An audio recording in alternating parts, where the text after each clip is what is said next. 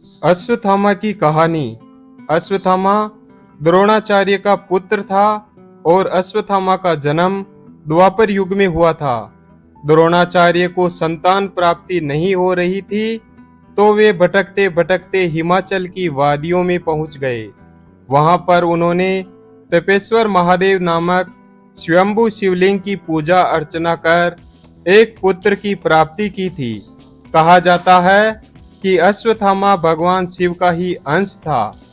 अश्वत्थामा के सर पर एक मणि थी, जो कि उसे किसी भी राक्षस, असुर, मानव, जानवर, देव के सामने निडर बनाए रखती थी। अश्वत्थामा के सर की मणि उसके जन्म से ही थी। अश्वत्थामा की माता का नाम कर्पी था। कर्पी और द्रोणाचार्य ने काफी संघर्षपूर्ण जीवन व्यतीत किया था। अश्वत्थामा को दूध भी पीने को नहीं मिलता था।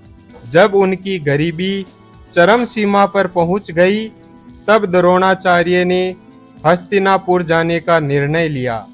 वहां उन्होंने कौरवों और पांडवों को शिक्षा दी। पांडवों और कौरवों के साथ साथ ही उन्होंने अश्वत्थामा को भी शस्त्र और शास्त्र विद्या का ज्ञान दिया था। अश्वत्थामा महाभारत के महान योद्धाओं में से एक था, जो सर्वश्रेष्ठ धनुर्धारी कहलाता था। लेकिन अश्वत्थामा ने ये गलती की कि उन्होंने कौरवों का साथ दिया, क्योंकि उनके पिता द्रोणाचार्य ने भी कौरवों का साथ दिया था। द्रोणाचार्य ने ये सोचकर कौरवों का साथ दिया था कि राज्य से निष्ठा रखते हुए राज्य के खिलाफ नहीं लड़ सकते थे। युद्ध के समय उन्हें किसी भी कौरव या अन्य योद्धा की जरूरत नहीं थी। द्रोणाचार्य और अश्वत्थामा ही एक समय पांडवों की सेना पर भारी पड़ रहे थे। तब भगवान श्री कृष्ण ने सोचा कि क्यों न गुरुदेव को बल से नहीं, छल से पराजित किया जाए। भगवान श्री कृष्ण ने युधिष्ठिर से कहा कि आप गुरु द्रोणाचार्य को कहिए कि अश्वत्थामा युद्ध में मारा गया, जिससे गुरुदेव शोक में डूबकर अपने हथियार त्याग देंगे। युधिष्ठिर ने कहा कि धर्म की रक्षा के लिए मैं गुरुदेव के खिलाफ छल करने के लिए भी तैयार हूँ। श्री कृष्ण ने भीम को एक हाथी की ओर इशारा करते हुए कहा कि उस हाथी का नाम तो बताइए मजले भैया।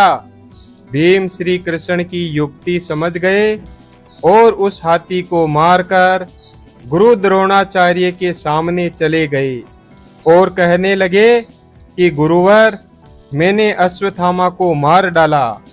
पर द्रोणाचार्य को भरोसा नहीं हुआ।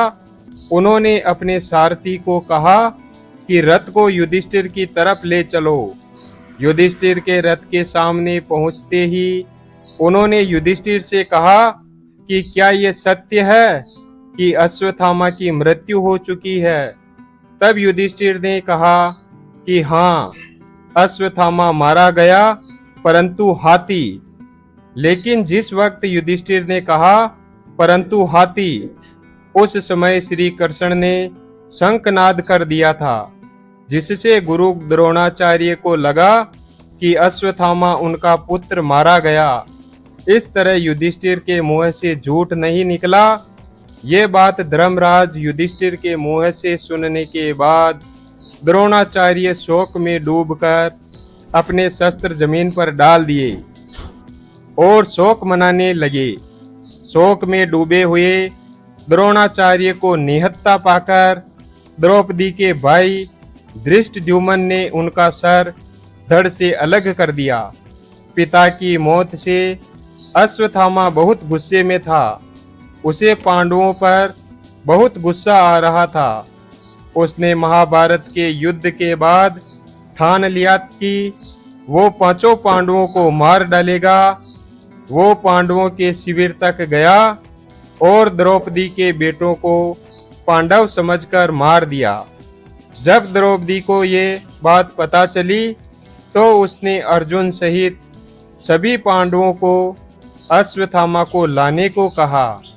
अर्जुन ने सौगंध खाई थी कि वो अश्वत्थामा को द्रौपदी के सामने ले जाकर उसे दंड देगा। सभी पांडव श्री कृष्ण के साथ अश्वत्थामा को लेने गए।